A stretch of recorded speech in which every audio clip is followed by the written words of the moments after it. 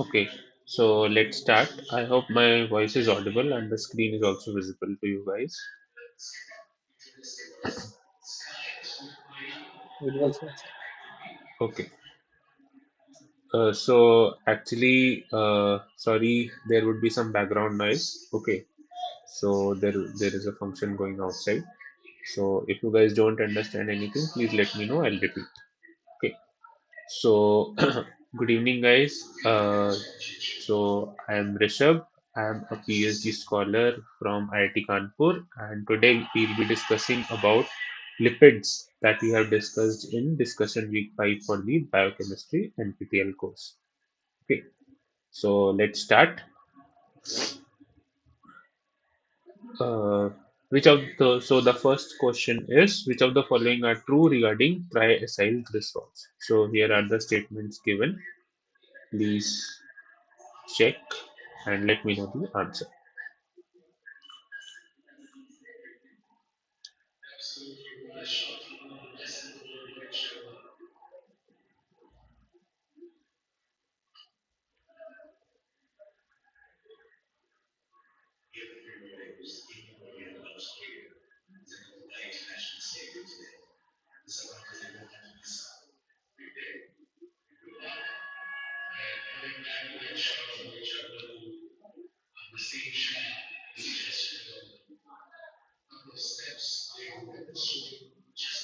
Sir, option is A, C, D. A, C, D. Okay. Any more answers?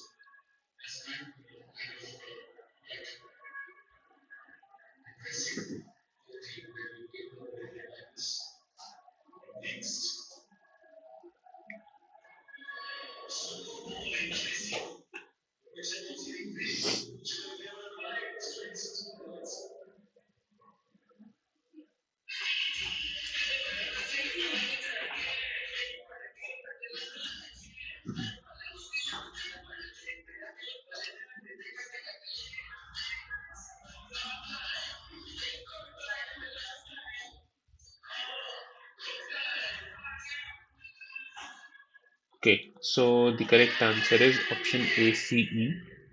Okay. So we have to find out the true statements. Okay.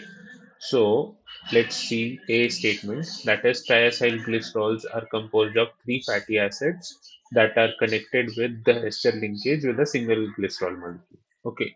So let's see. This is the structure of glycerol. Okay. Now to this first fatty acid is bound.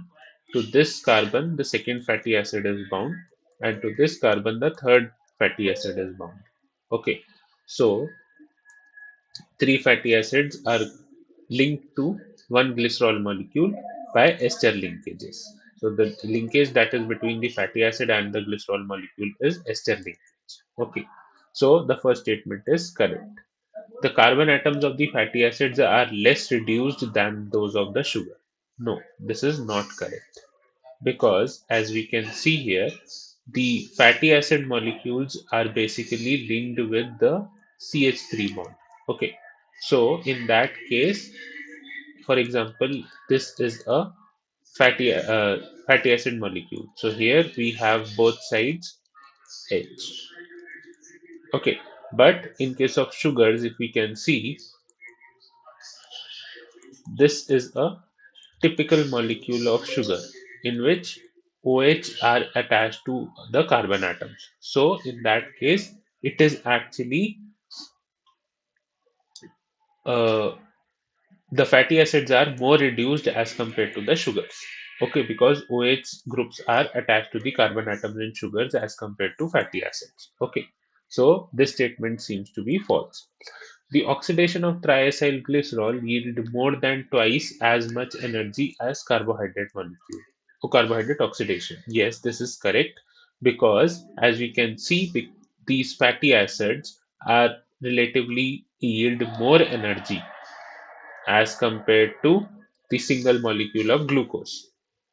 Okay, so if we see one glucose molecule yields around 36 ATPs, for example. Okay, and one molecule of fatty acid yields around, uh, this is around 60. Okay, for example, so this is actually more than that of the glucose molecule. So it has already three fatty acids and one molecule of glycerol. So this yields more energy as compared to one molecule of glycerol. Okay, sorry, glucose.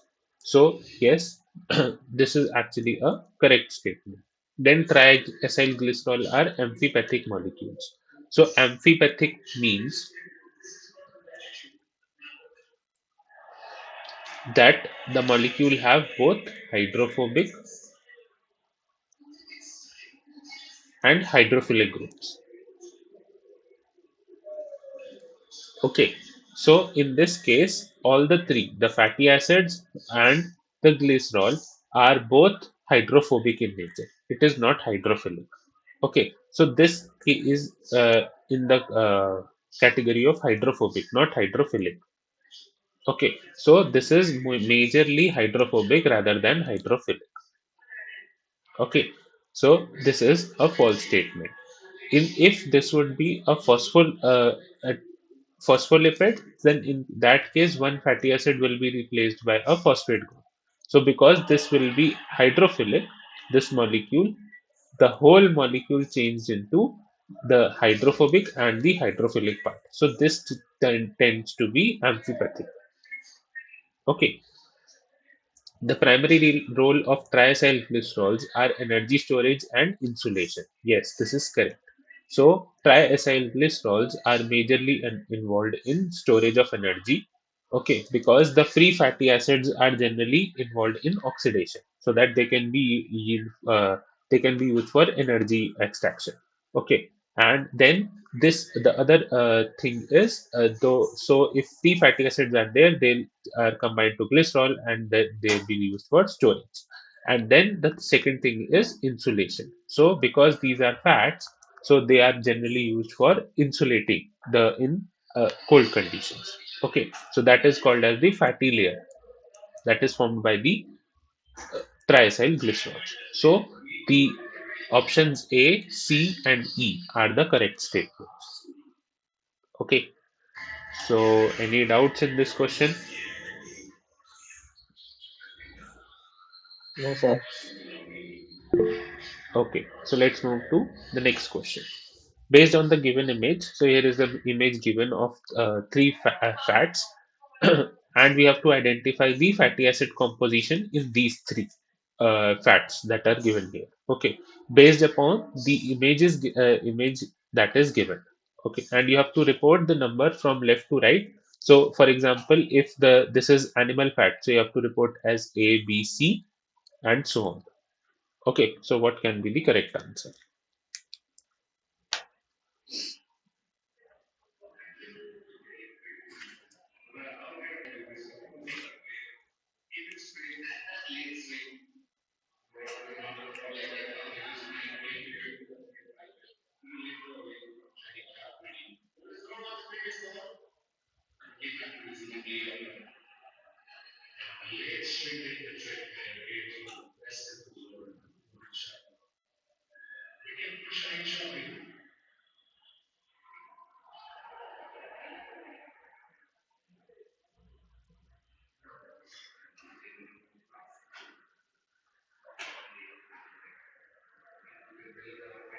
Sir, option A. Option A. No, no, no. You have to report, like, you have to match these three with these three. Okay. And you have to write the answer in the way that, okay, if this is animal fat, this is groundnut oil, and this is butter. So you have to report at A, B, C. Okay. So this is basically a match the following type of question.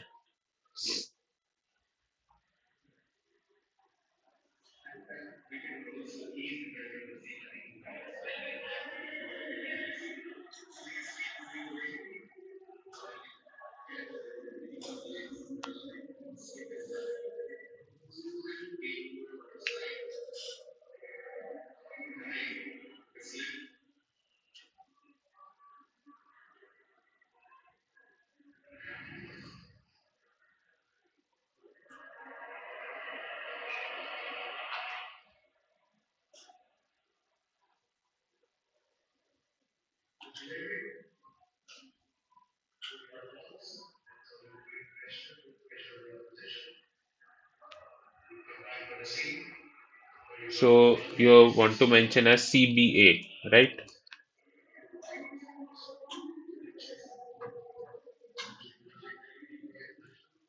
Okay. So this is C, this is B, and this is A. Okay. Any more answers?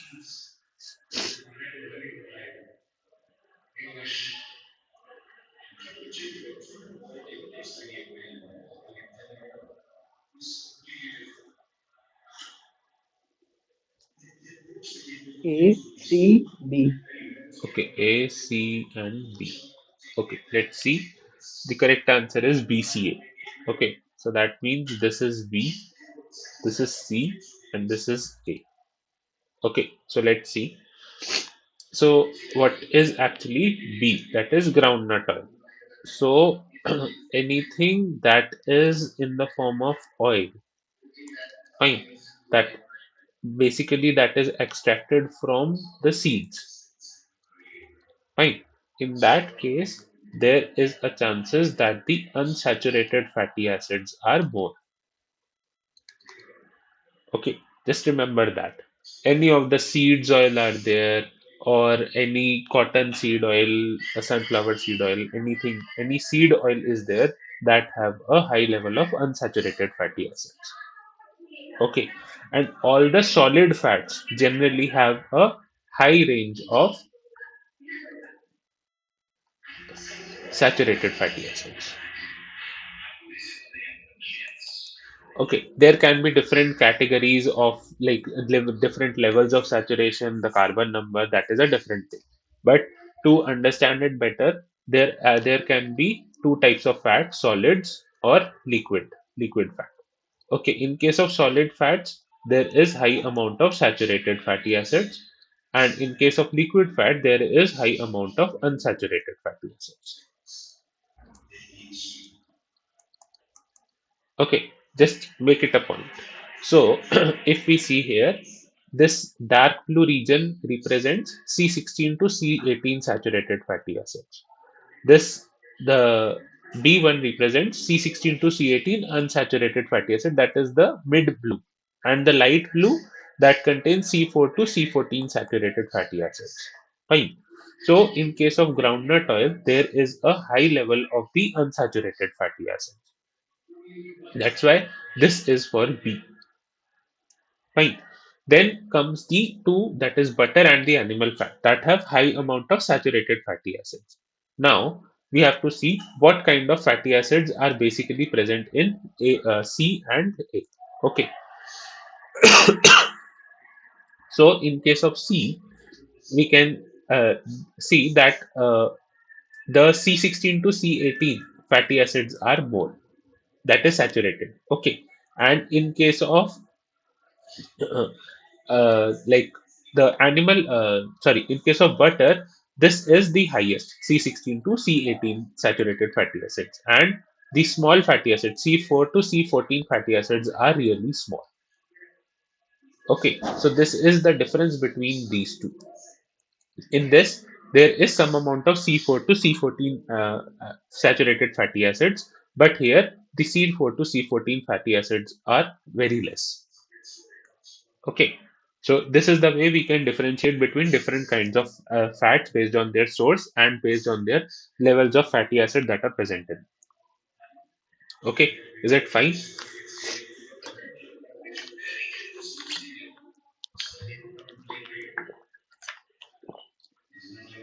Is it clear how to solve these kind of questions? Okay, so let's move forward. Which of the following lipids are components of the chloroplast? So, what can be the correct answer?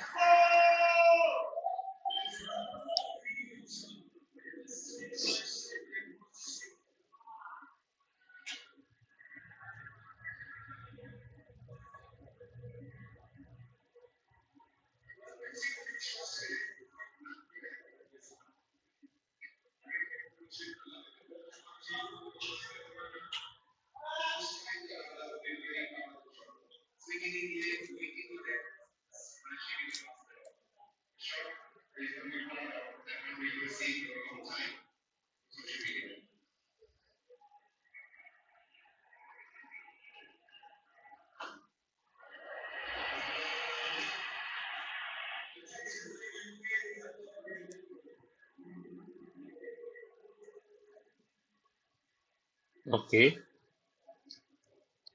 Any more answers?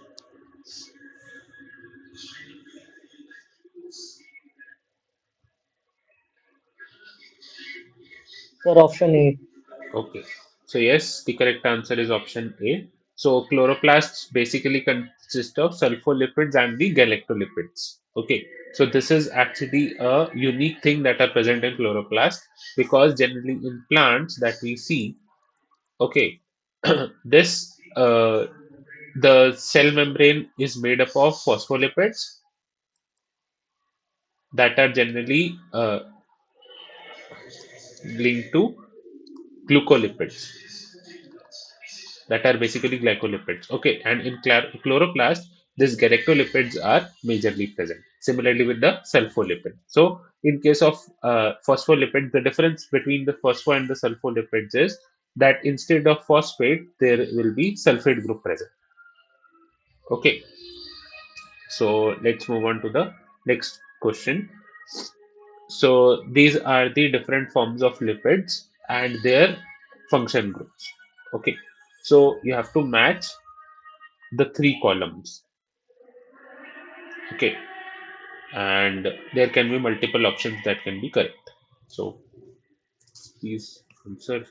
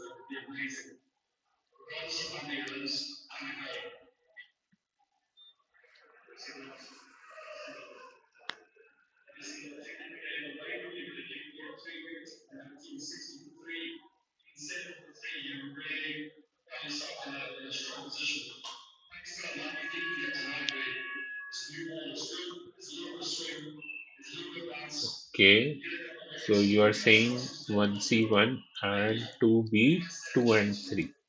Okay, any more answers?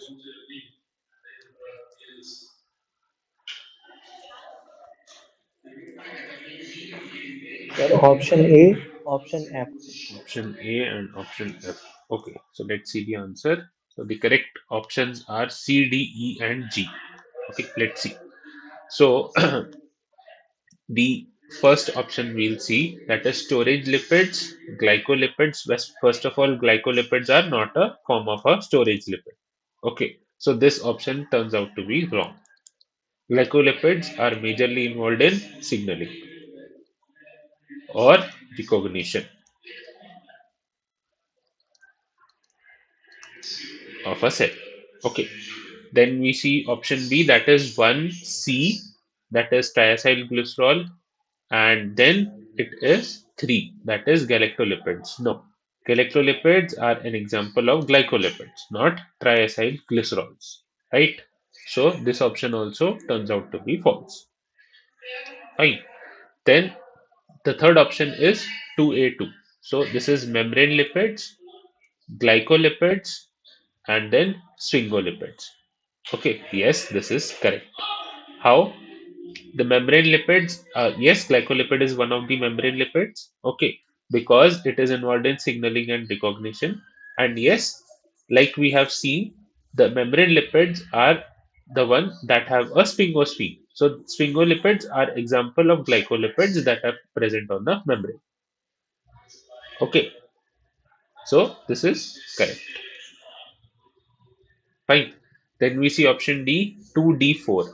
Okay, so this is a membrane lipid that is actually archaeobacterial lipids, and that is diphytanyl ether. Okay, so yes, archaeobacterial lipids are they have special lipids in their membrane. Okay, that is actually a unique feature of archaeobacteria. So that is diphytanyl diether. So this is present in the membrane of the archaeobacteria. So yes, this option is also correct. Now we see 2B and 2. So this is a membrane lipid, phospholipids, and 2, that are sphingolipids. Okay. How? So uh, phospholipids are basically of two types, right?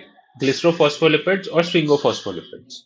So phospholipids can also be like sphingolipids can also be part of the phospholipids. Fine. So yes, these are present in the membrane. So this can also be the correct case. Now, seeing option F, 3A and 2. So 3 is a sulfate group, A is glycolipid, and 2 is sphingolipid. But sulfate group is not present in glycolipids. Okay, so this is actually a false group, false matching. Okay, so this is wrong. Then we have the fourth B and 1. So phosphatidic acid is basically phospholipids, that is a phosphate group that is attached to the glycerol molecule. So this is called as a phosphatidic acid. Okay, that is phospholipids and glycerophospholipids. Okay, so this is a correct matching of the last option. So this is also correct. Okay, is the explanation fine, or you have any doubts with the explanation? Okay, so shall we move to the next question?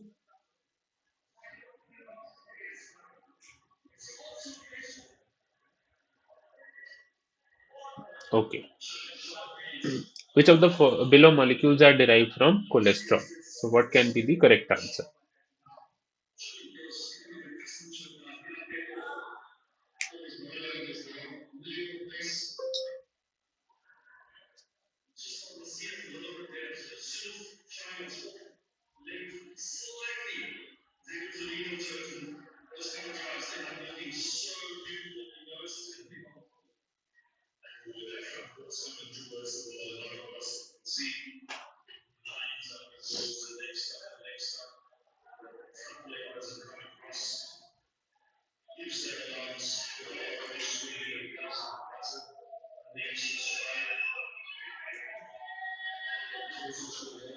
Sir, option A and B. Okay, any more answers?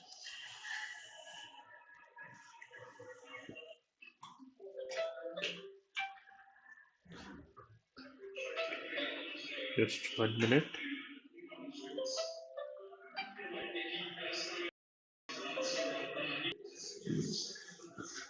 Okay, so the correct answer is option A and B.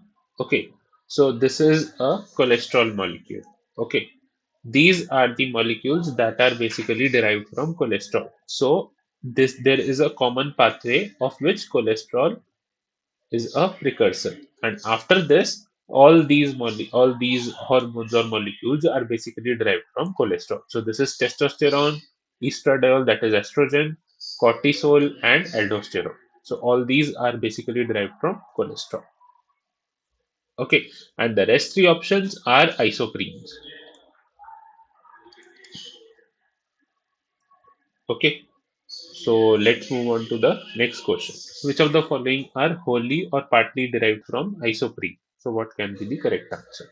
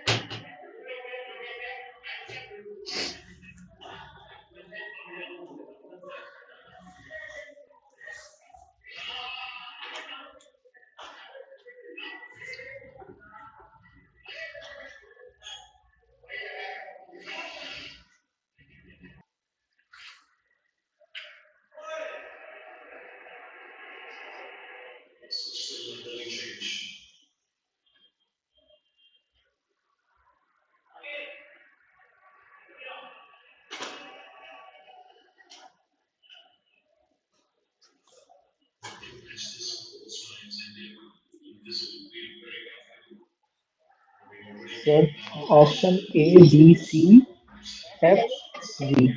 A, B, C, and D. नहीं sir, Huh. A, B, C, F, G. F and G. Okay. Any more answers?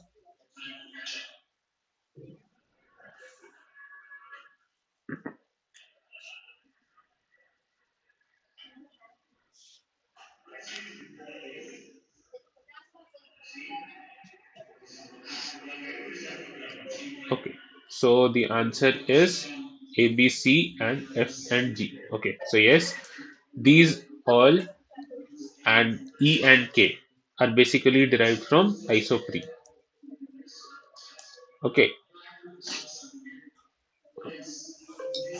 So let's move on to the next question. So you have to match the type of reaction between 1, 2, and 3, and you have to, like previous question, one of the previous questions, you have to mention it as A, B, or C. For example, if A belongs to 1, B belongs to 2, and C belongs to 3, so you have to write as A, B, C. Okay, likewise. So yeah, this is a match the following again.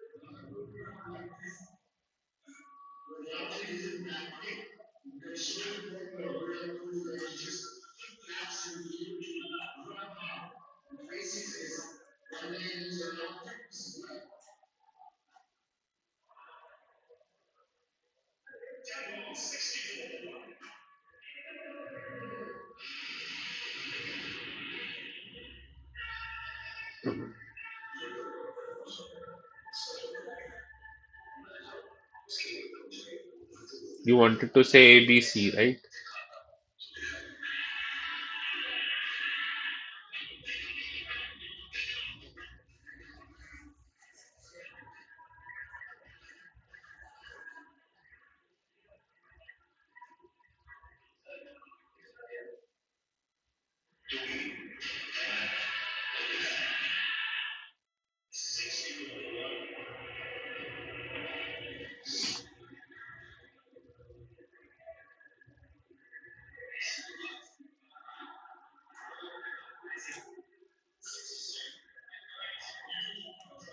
Oh, ACB. Okay. Any more answers?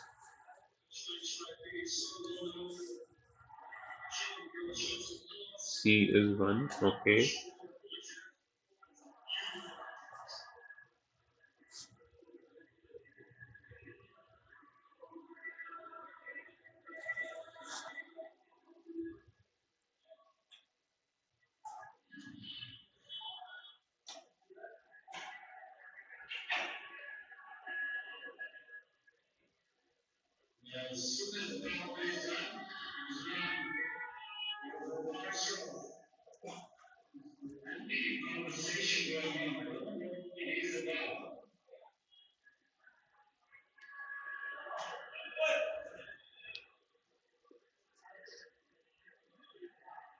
Okay.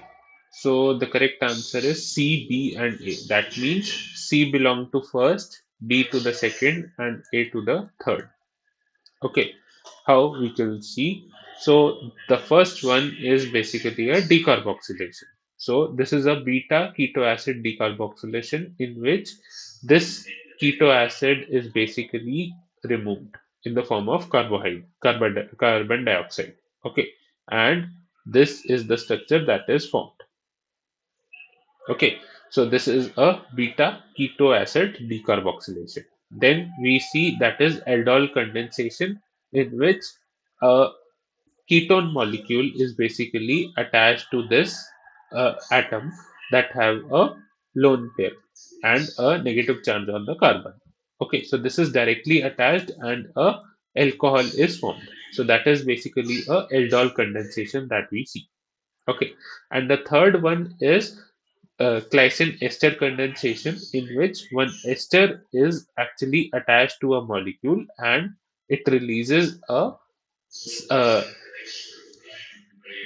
basically a sulfur derived compound. Okay, so this is seen in a glycine ester condensation. Okay, so the correct answer is C, B, and A. Okay, so any doubts in this question?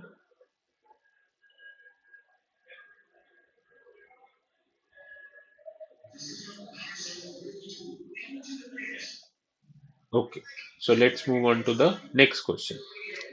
Order the following compounds with respect to the increasing oxidation state of carbon. Okay, so you have to order these compounds in the increasing oxidation state of carbon.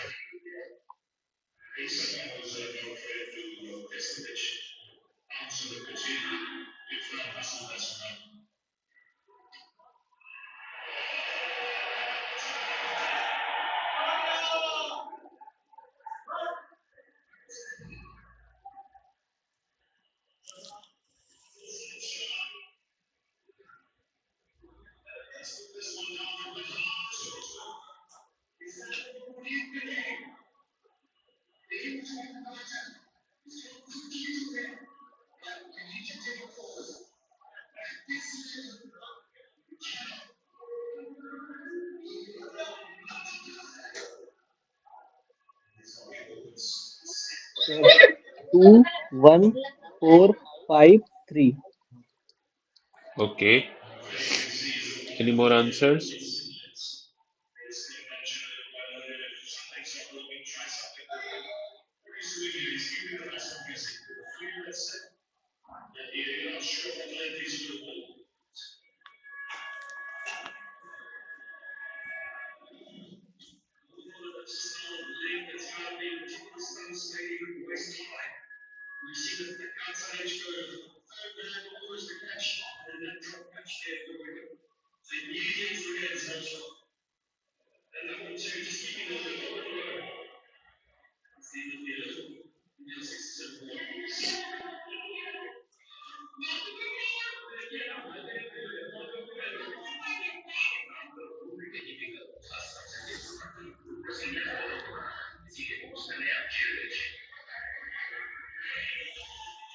Okay, so the correct answer is 21534. Okay, so let's see. This is the explanation. Okay, so these are the alkane molecules that we see. In that case, we have this kind of structure. Okay, and the last carbon have this. Okay, so if we consider this as the case, in that case, there will be for this carbon, this would be the minus 3, would be the oxidation state. Okay, moving on to alcohol. This that we have, this is minus minus and this is also minus. So this will be plus. Okay, so here we have minus 1 oxidation state of the carbon. Okay, so first comes out to be alkane, then comes the alcohol, then followed by the aldehyde. Okay, so aldehyde, we have a plus 1 oxidation state of carbon because it is joined with an oxygen group, so it has minus 2 and the H have plus 1. So here it would be plus 2 for the carbon and minus 1 for the hydrogen one hour. So this would be plus 1. So then comes the aldehyde. Okay, followed by the carboxylic acid. In case of carboxylic acid, what happens? There are two oxygen molecules involved. So one in the form of OH and other in the form of keto oxygen. Okay, so this comes out to be plus 2 and this comes out to be plus 1. So this is plus 3. So this is for the carboxylic acid. So this comes out to be 3. Okay, and in case of carbon dioxide, the oxygen is attached in this case. Okay, so this is actually oxo group. So this is also minus 2, this is also minus 2. So in case of carbon, it will be plus 2 and plus 2. So this comes out to be plus 4. Okay, so that is the highest for the carbon dioxide. So this is 4. So the correct order is this. Okay, so any doubts in the explanation?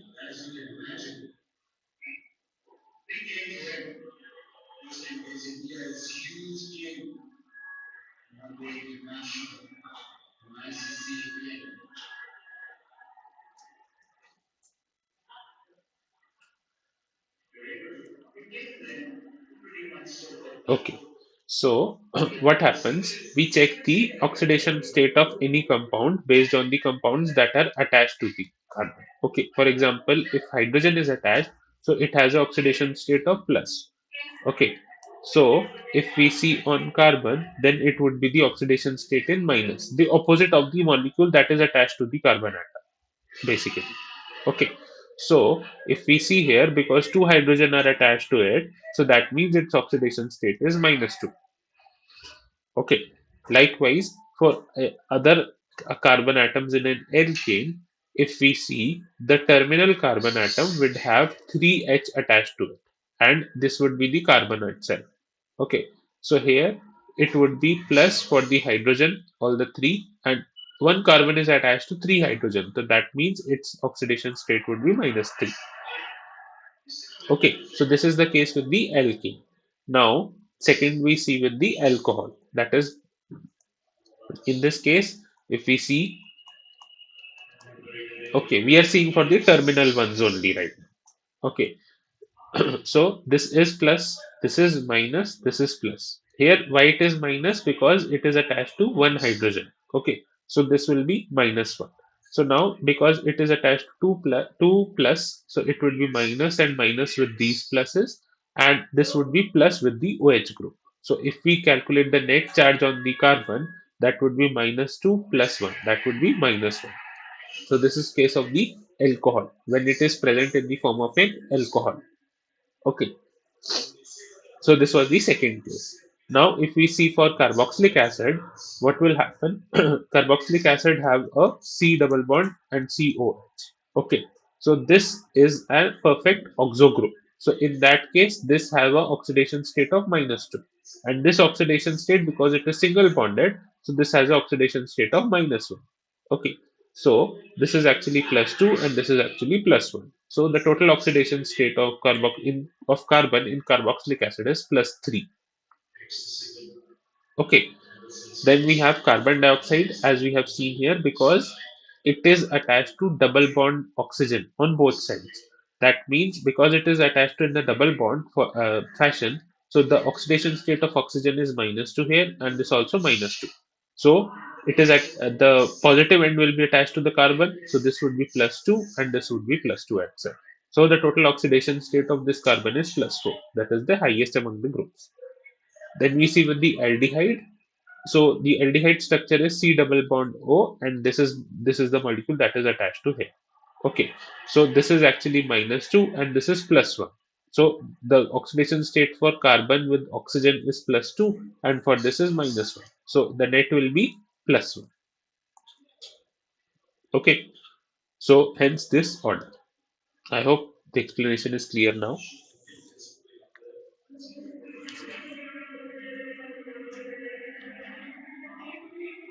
Okay, so let's move on to the next question.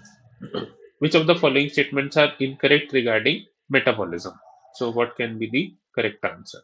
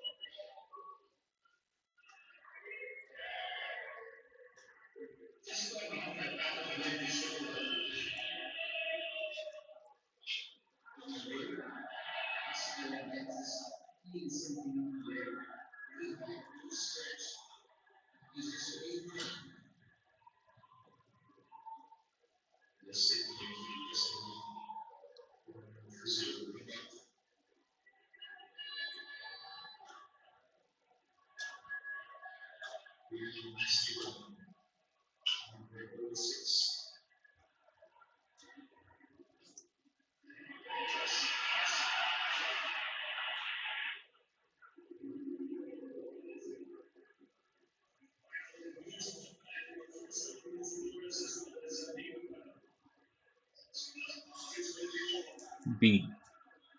Okay, any more answers?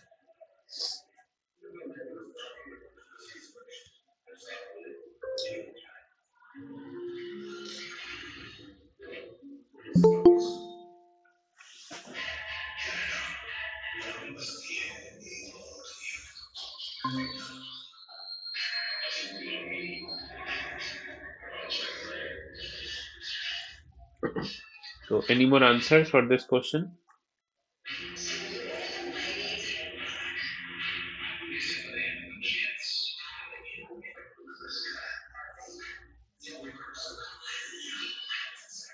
A. Okay, so let's see the answer is actually C. Okay, let's see the statements. So both anabolism and catabolism. So first of all, anabolism is basically formation of the different compounds and catabolism is breakdown. Okay, so they are not identically reversed. At least one step is catalyzed by a different enzymes. Yes, this is correct. Okay, why? Because although there is a link between the two. Okay, so for example, I'll take a simple example from glucose to pyruvate. It's called as glycolysis, and the reverse is called as gluconeogenesis, the formation of glucose from pyruvate. Okay, in both the steps, almost similar enzyme takes place, but there are some steps that involve different enzymes. Okay, and the usage of the the usage of the secondary metabolites, basically ATP, water, and the NAD molecules is different. Okay, as compared to glucose to pyruvate, that is in glycolysis. Okay, so this will not be identically similar.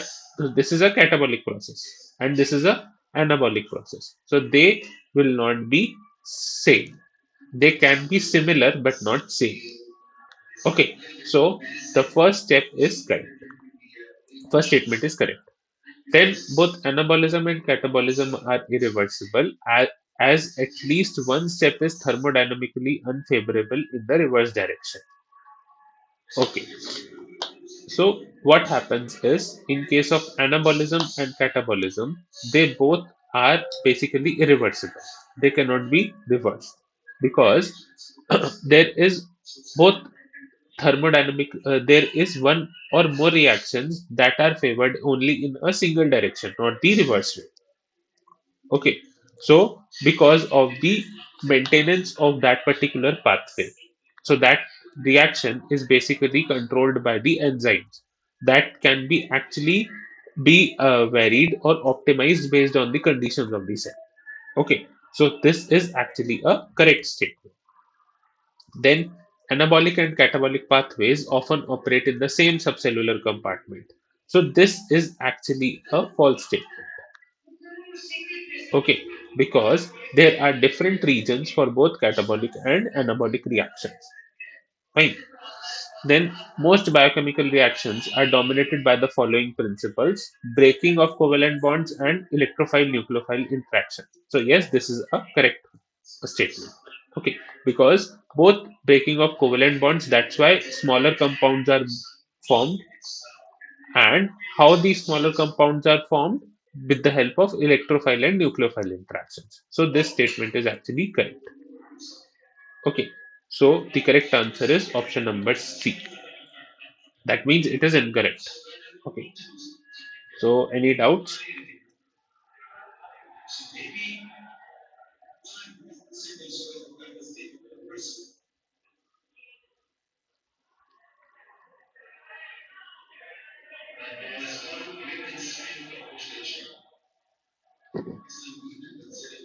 Okay, so let's move on to next question.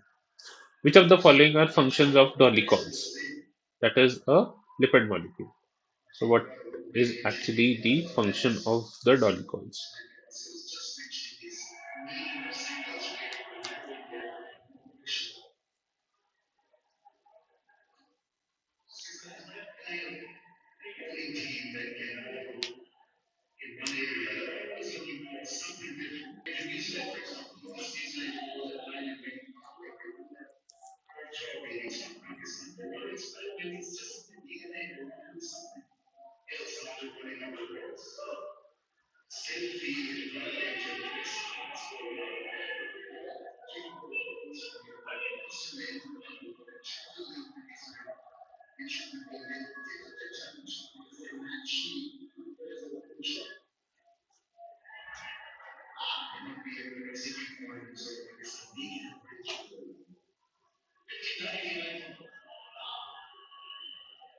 Okay,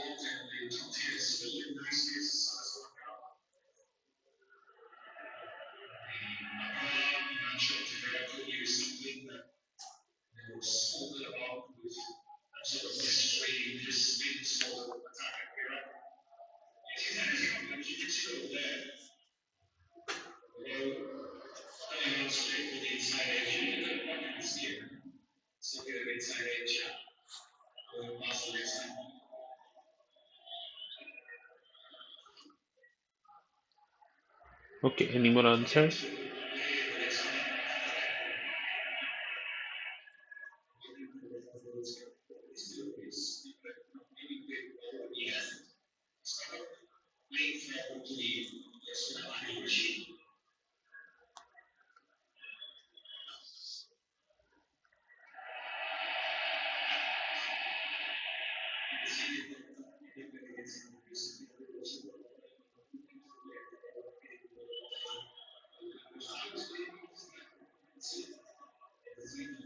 Okay, so the correct answer is option A and B. So basically, dolichols are involved in the assembly of carbohydrate molecules on the membrane, and then it is also involved in the recognition processes and assembly of the membrane of the lower organisms. Okay, so This is basically the first point that is involved in assembly of complex carbohydrates and the involved in the assembly of peptidoglycan. Okay, so these two are the main functions of dolichols. Okay, the rest are the functions of other vitamin molecules. Okay, so A and B are correct. Okay, so any doubts in this question?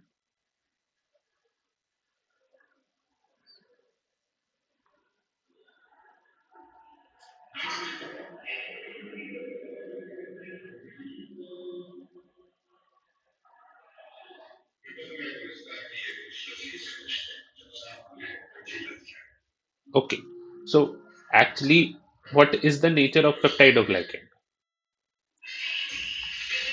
Is it a carbohydrate? It is a protein?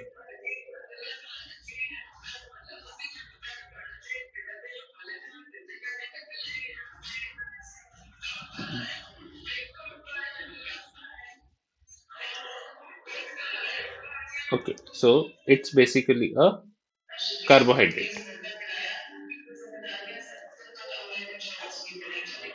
Peptidoglycan is a carbohydrate. Okay, not a peptide.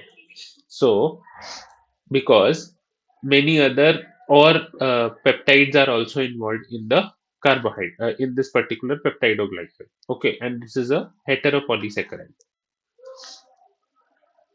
So once the cell wall of bacteria is actually being constructed, so in that case, the assembly of different peptides on this heteropolysaccharide, that is peptidoglycan, is needed. Okay, so if we can say, for example, I'm drawing the simpler structure for a peptidoglycan. Okay, and here on different carbons, there are different peptides and different molecules that are attached. Okay, so dolichols basically, so this is a dolicol. So dolicol helps in assembly of these molecules. This one, this one. Okay, so this is the major role of dolicol helping in the formation of the peptidoglycan. And hence, after connecting all the peptidoglycan molecules, the cell membrane or the cell wall of the bacterial cell is formed. Okay, so that's why dolichols help in the assembly of peptidoglycan molecules also.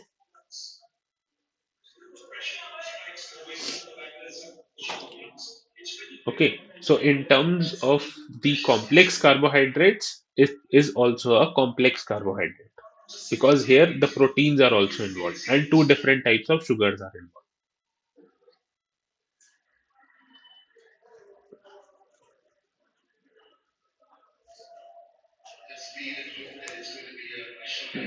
Okay, is the explanation fine now?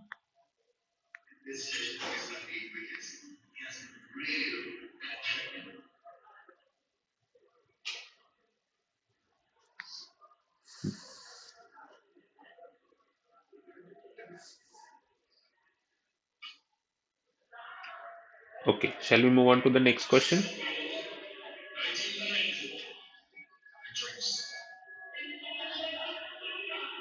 Okay, so mutation in genes involved in a metabolic pathway that synthesizes a certain lipid lead to a reduction in the attachment of sugars to some proteins. This condition can be quite dangerous and can lead to death during infancy. The pathway of this for the synthesis of which lipid is likely to be affected in this condition. So what can be the correct answer?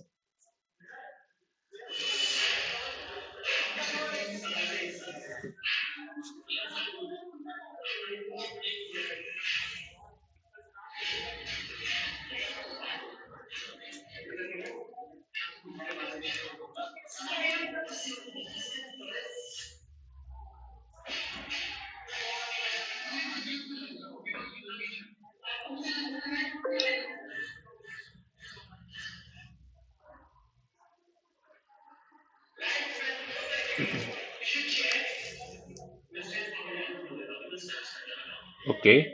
C. Any more answers?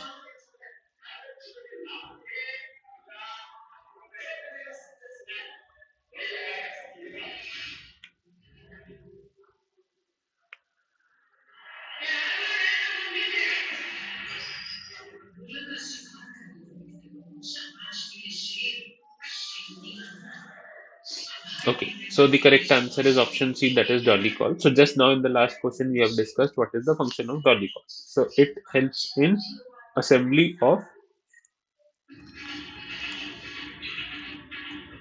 complex carbohydrates basically. Okay, so that's why if any of the metabolic pathway that have a mutation in the pathway for production of glycol, that leads to a situation in which there is death during the infancy.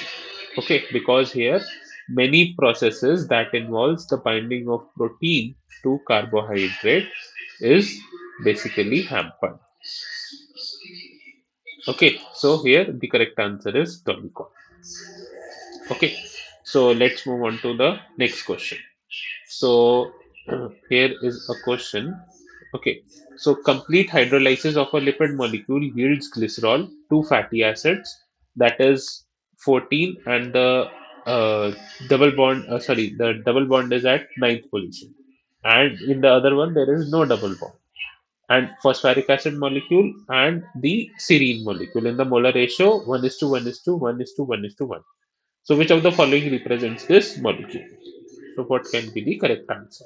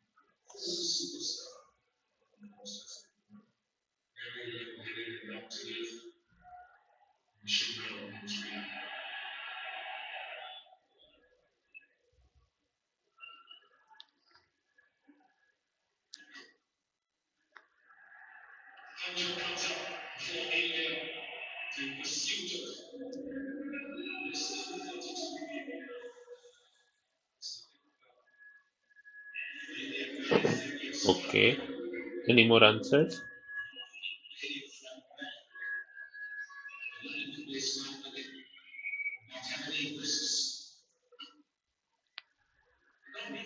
Okay. So the correct answer is option number A. Okay. How? We'll see. So first we have a phosphate group that is present in all the options. Okay. Then we have a serine molecule that is also no. Here there is no serine. Okay. So this turns out to be cancer. Now, the serine molecule is present in all the molecules A, C, and D. So, D option is already ruled out. Okay. Now, we have to see glycerol is also present in all the molecules. Okay. So, now we have to see the fatty acids. Fine. So, first we'll see D. So, we have two fatty acids. One is a 14 carbon and one is 16 carbon. Okay. So, we'll see for the 16 carbon one first. Sorry, we'll see with the 14 carbon one that have a double bond.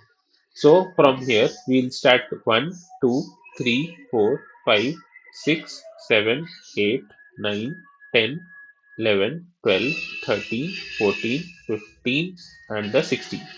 Okay, so this is a 16 carbon molecule that have a double bond.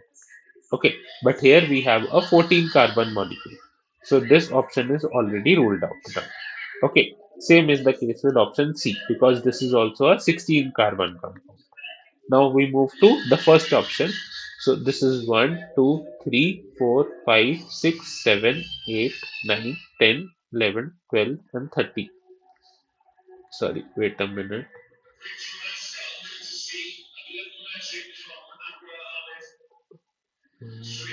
Okay. Sorry, this also. This is 14th.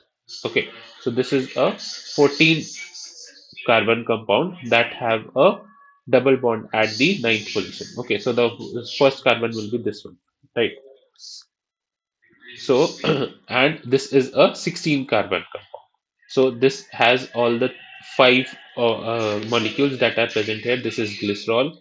Then we have a first fatty acid, that is, this is the second molecule. This is the third molecule, that is 16 carbon fatty acid.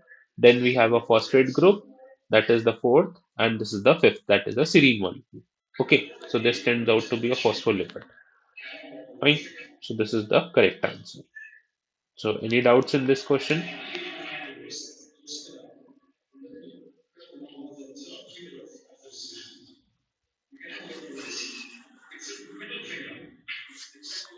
Okay, so let's move on to the next question. What role does the molecule shown below play in the human body? So first you have to recognize what is the actual molecule that is shown in this figure and what its role.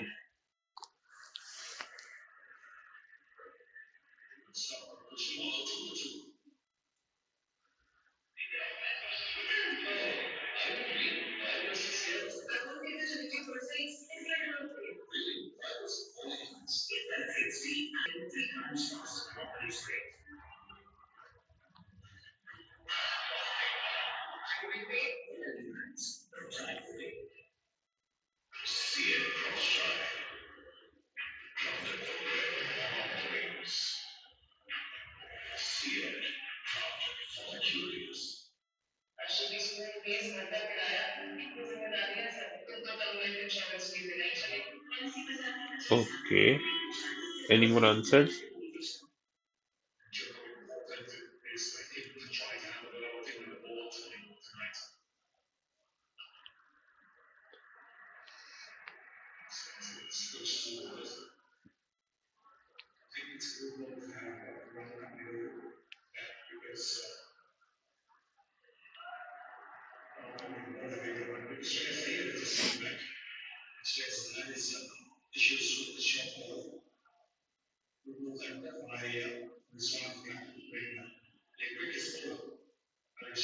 Okay, so first tell me what is the compound.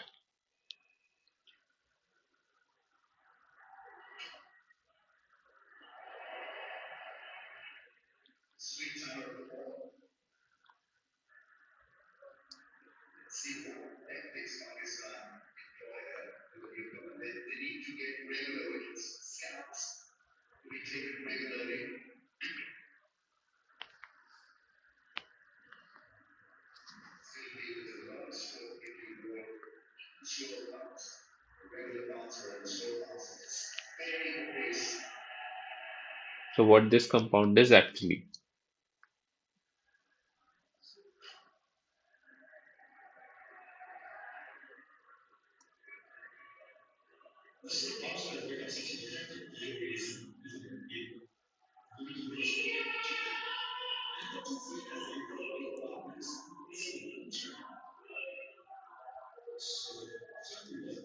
Okay, no, this is not retinol. Okay, so the correct answer is it's basically involved in hormonal signaling, and this is the structure of retinoic acid. Okay, because here this molecule is a carboxylic acid. Fine. So, although it's derived from retinol only, but in case of retinol, here it will be CH3, not C double bond. Okay, so this retinoic acid is a hormone. So it's involved in a hormonal signaling. Okay, so it can like it follows various pathways in the blood and it controls various processes. Okay, so let's move on to the next question. Arrange the following fatty acids in the increasing order of their melting points. Okay, so what can be the correct answer here?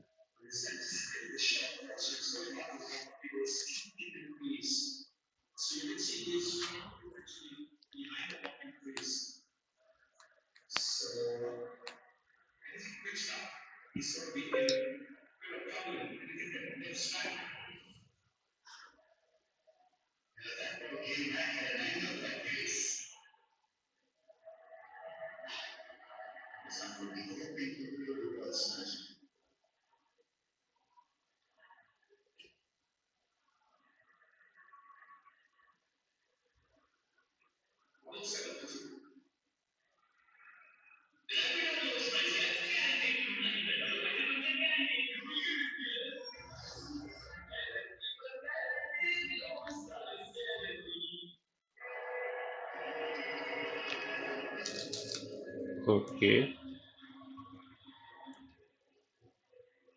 Any more answers? Sorry.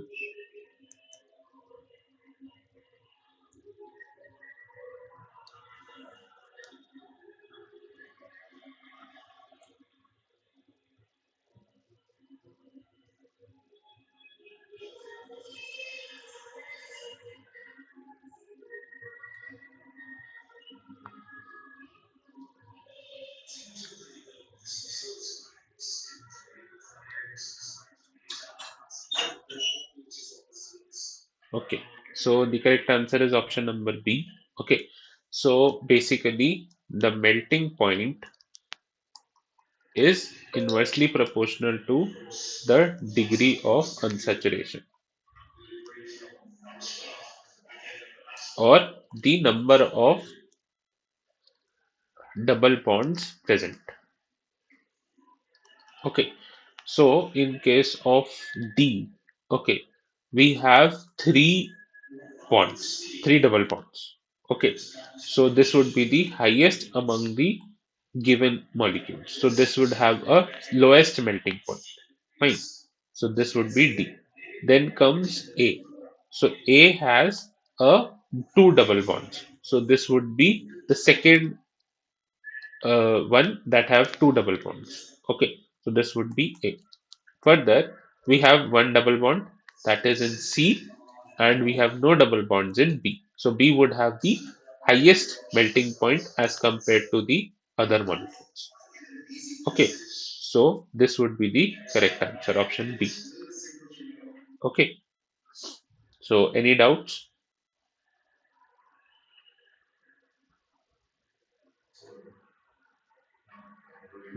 Okay, so let's move on to the next question. Which of the following statements are true with respect to the given statements? So what can be the correct answer?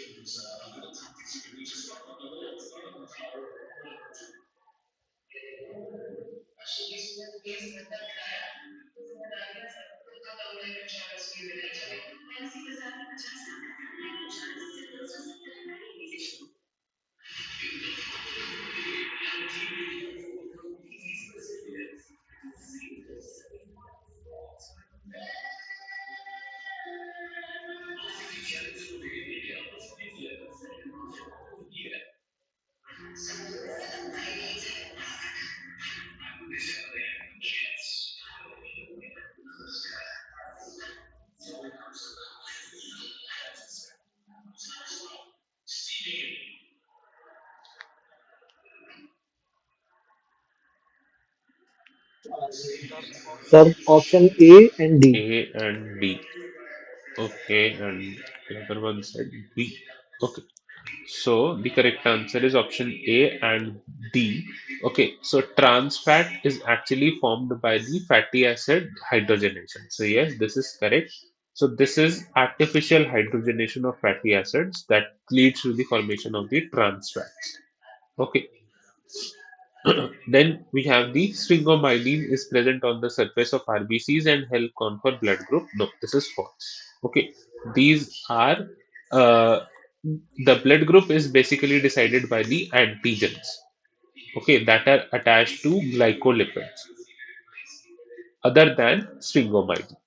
Okay, then we have rancidity is due to dehydrogenation of fatty acid. No, this is due to oxidation of fatty acids basically.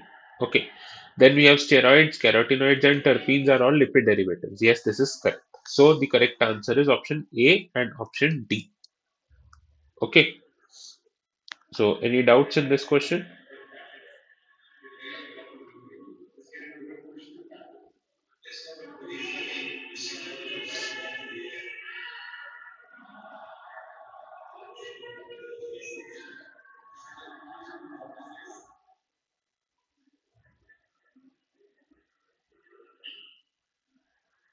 Okay, shall we move forward?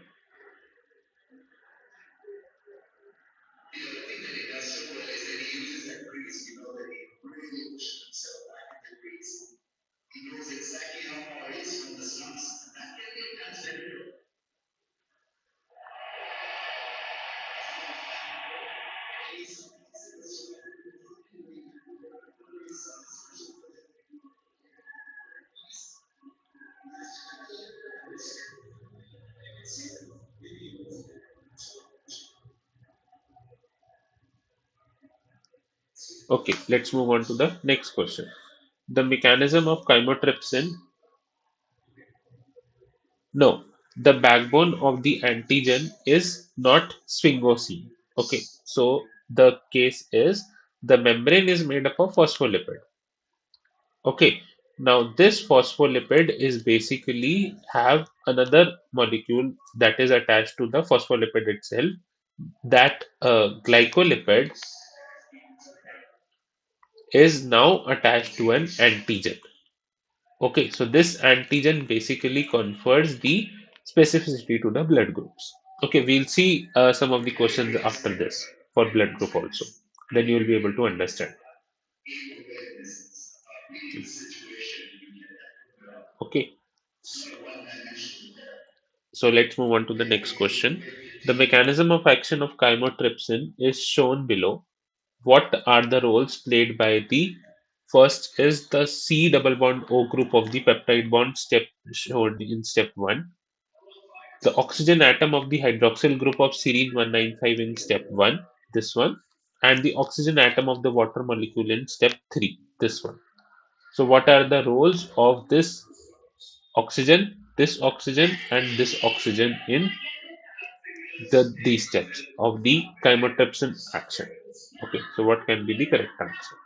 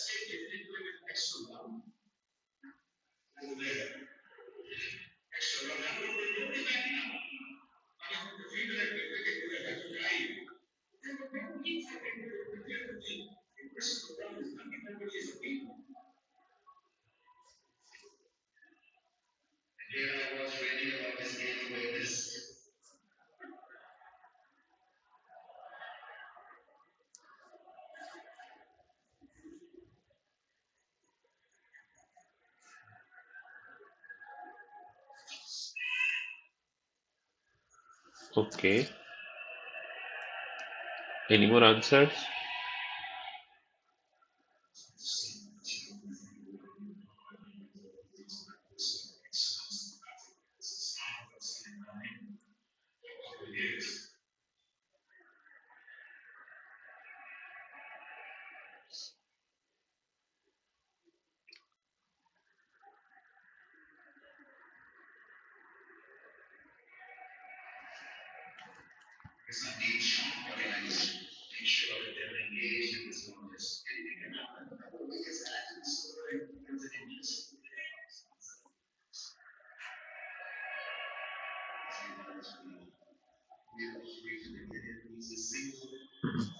Okay, so first we'll understand the mechanism of the chymotrypsin and how the protease activity is actually formed.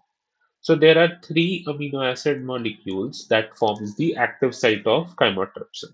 Okay, so this is serine, histidine, and aspartate at 195, 57, and 102 position. So they form the active site of chymotrypsin basically, and they form a charge relay system between these three and the peptide bond that and the peptide that is needs to be broken. Okay, so now what happens? This is the peptide bond that is actually in the site that is needs to be acted upon basically. Okay. So this oxygen is a negatively charged molecule. Okay. And this carbon is basically having a positive charge because here the oxygen is extracting molecules from this, and this nitrogen is also extracting electrons from this. Okay, so because these both, the NH bond is basically extracting electrons from this particular bond, so this CO bond tends to be an electrophile here because a partial positive charge is basically generated on the CO molecule because of the NH molecule. Fine. So this acts as an electrophile. This first step is an electrophile. Now, because it's an electrophile, this needs some additional amount of electrons from the other groups. Okay, so now this oxygen of the serine molecule that has a OH group in the side chain of serine. So this O group is basically have a partial negative charge because it's actually a oxygen rich. This is electron rich compound. Okay, so because being an electron rich compound, this acts as a nucleophile. Okay, so in step 2, this acts as a nucleophile, and this oxygen basically attacks this peptide bond. Okay, and they form a bond. So this bond is formed after the nucleophilic attack of this oxygen to this peptide bond. Okay, now what happens? There is another water molecule that comes into play. Okay, so now in water also, oxygen have a lone pair of electrons. So it has a oxygen rich environment here. Now, this acts as a nucleophile again, okay, and acts upon this particular this particular region and adds water to the outgoing peptide molecule. Okay, so that it can form NH2 bond. That will be the amino terminal of that peptide. Okay, so this acts as a nucleophile and this attacks this particular bond. So now the water molecule is basically attached to this CO group. Okay, and what happens? This is an intermediate here. So the whole water molecule gets attached to this, and now the OH group is attached to the C double bond O group, forming a carboxylic acid. Okay, so that forms the carboxyl terminal of the peptide that has been cleaved. Okay, now what happens? This is an intermediate with the serine molecule that is present here. Now, once this bond is hydrolyzed, the all the three amino acids that is part of the enzyme are released, and the peptide that has been broken down is also released from it. Okay, so the correct answer is electrophile, nucleophile, and nucleophile. So yes, the correct answer is option number A. Okay, so is the mechanism clear for how the chymotrypsin actually acts upon?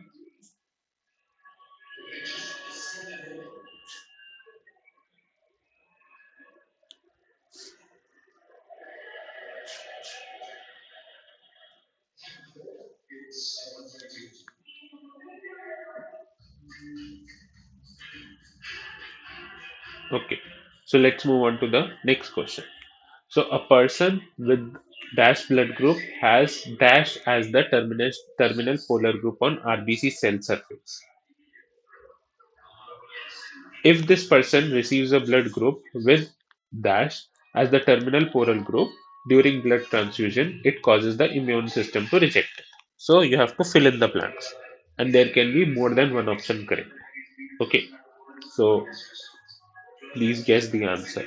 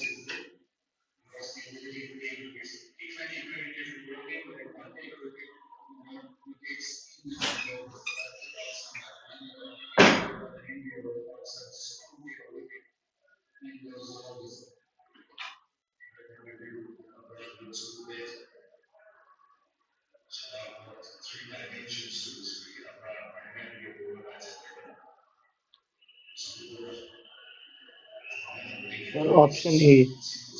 Okay. Any more answers?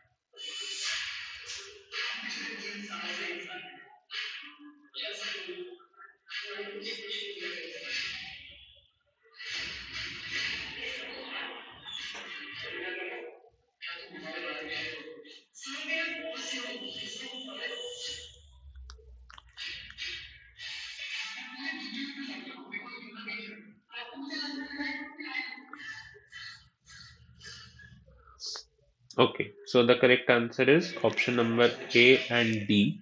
Okay, so here is the explanation. So, as part of the previous question, first I'll complete that. So, A is basically attached on glycolipid, and B is attached on sphingoglycolipid. So in the previous question that we discussed that the antigen molecules are attached on sphingolipids or not. So B is attached on a sphingolipid, but A is not. Okay, so that's why that was a generalized term. That's why it was not a correct option there. Fine. So this was the explanation for the that particular question also. Now coming back to this question, the A blood group is basically N-acetyl galactosamine. Okay, and B is galactose only. That forms the antigen. So there is a H antigen that is present on the surface of RBCs. Now there is two enzymes that act on first the this particular antigen to form a blood group. That means it adds an acetyl galactosamine for A, and for B it adds galactose. Okay, so there are two enzymes involved for this, for the formation of the A blood group and B blood group. Okay, now if we see for the fill in the blanks, if a patient with A blood group that have an acetyl galactosamine on glycolipids, if this person receives a blood group with a person that have galactose as a terminal polar group during blood transfusion, it will cause an immune system. Okay, so this means that if a blood group person receives a blood group from B, that will cause a immune response. Okay, this can be other way around also. If a B blood group having a terminal galactose attached to the glycosphingolipids, if it receives a blood group from N-acetyl galactosamine as a terminal polar group, then that will also cause an immune response. Okay, so that's why option A and option D both are correct. Okay, is the explanation fine?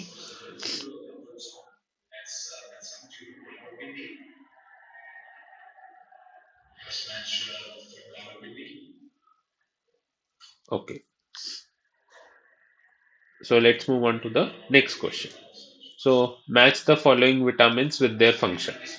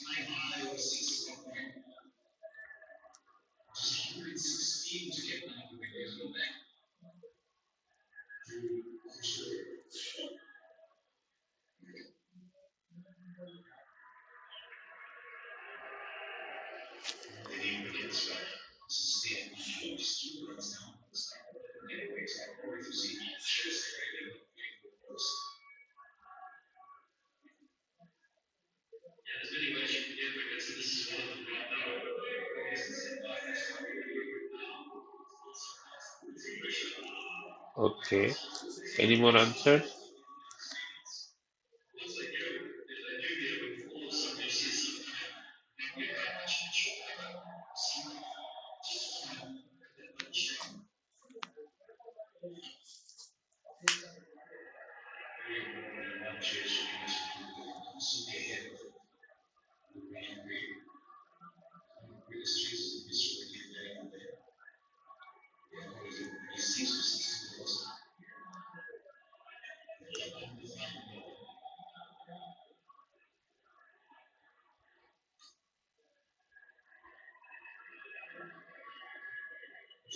Okay. So the correct answer is option number C. Okay. So let's see. So tocopherol, that is vitamin E basically, that is involved in oxidation and reduction of lipid membrane. Okay. Then vitamin K, it is involved in bleeding. So this is involved in like so this is a prolonged antibiotic usage induces bleeding disorders. So this is for vitamin K. Then we have vitamin C. This is a aqueous phase antioxidant. So this as acts as an antioxidant. Then we have cholecalciferol. So this actually is vitamin D3. Okay, so it needs to be added upon and modified for its activity. So that means this is not the activated form. It needs to be activated before its activity. Okay, so the correct answer is option number C. Okay, is the explanation clear?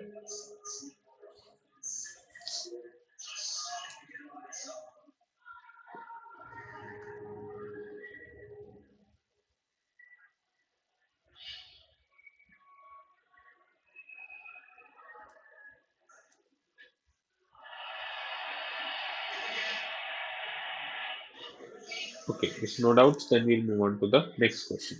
Which of the following statements are false? What can be the correct answer?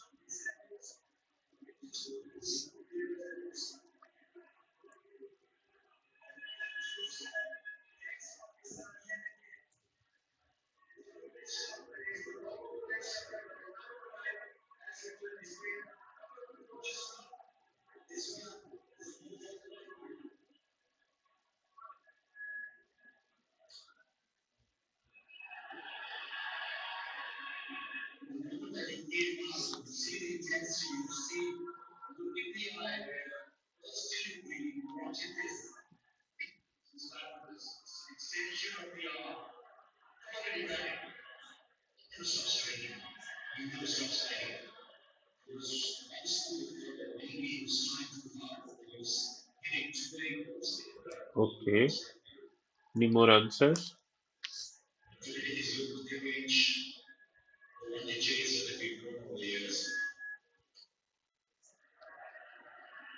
A also. Okay.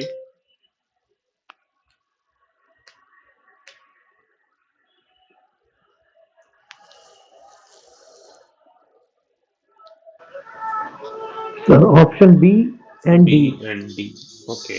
So the correct answer is option A and option D. Okay. And here is the explanation. So if we can see, the atmospheric nitrogen is converted to ammonia by the nitrogen fixing bacteria. Okay. And then ammonia is converted to nitrates or nitrites by the nitrifying bacteria. And then nitrates and nitrites are converted to amino acids by the plants, and the amino acids are converted to ammonia by the animals.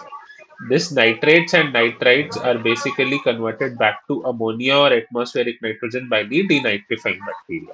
Okay, so can you please be silent? Hmm.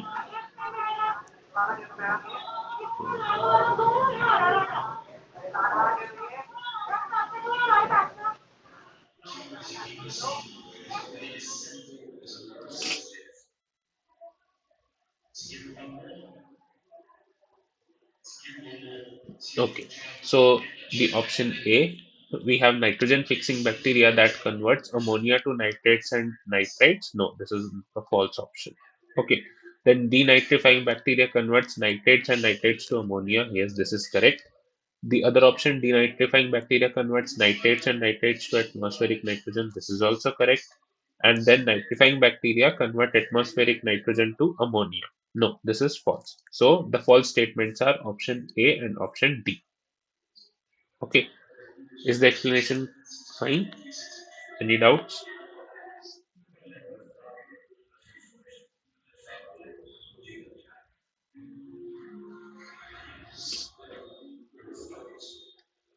Okay, so let's move on to the next question. Which of the following statements are true? What can be the correct answer?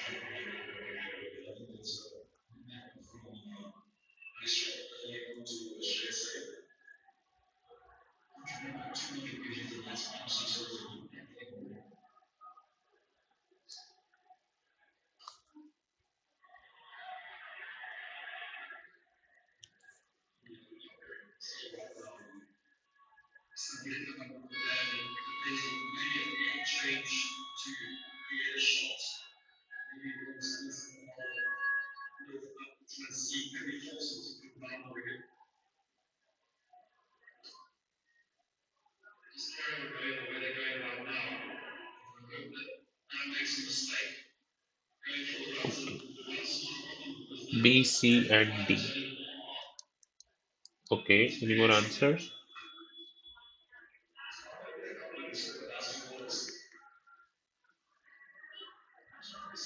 A and C. Okay,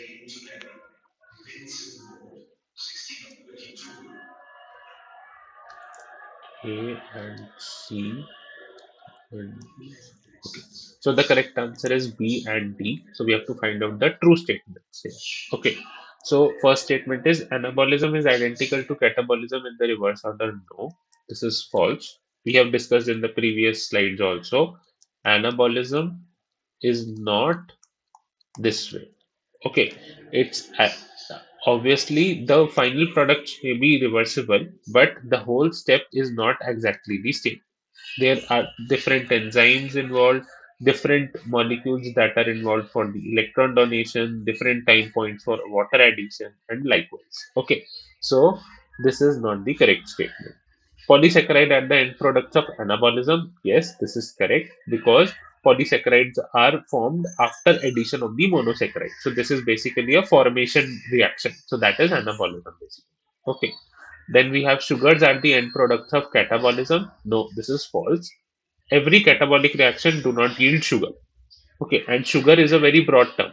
If we say monosaccharide, then it can be considered as a catabolism, but it not the other way around. Okay, so this is false. Then we have energy is lost in the form of heat during catabolic and anabolic reaction. Yes, this is correct because with every reaction that takes place in our body, energy is actually lost in the form of heat. Okay, so this is correct. So the correct options are B and D. Okay, so any doubts in this question?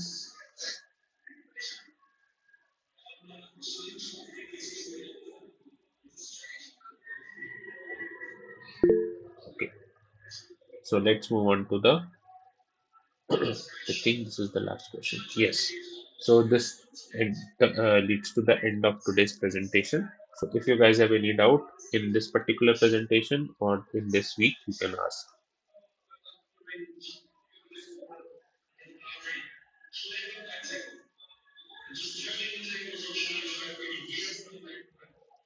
Okay. So in that case, we'll conclude the session for today. Thank you, sir. Thank you, everyone, for joining me. Let's meet next week. Okay. Thank you, guys. Okay.